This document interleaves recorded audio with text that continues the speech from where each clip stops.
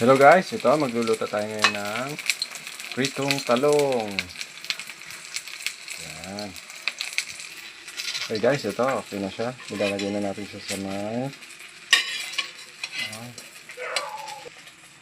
Yan.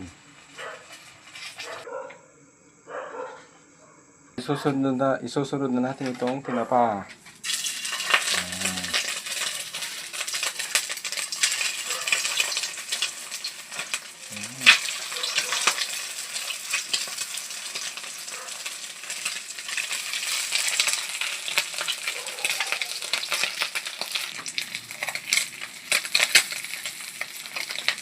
Okay guys, ayan.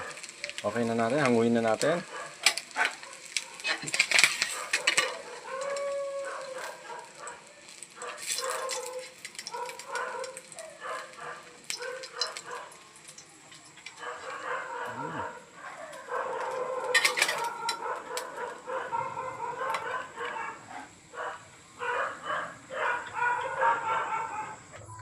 Hello guys, ayan. Ito na yung ulam natin.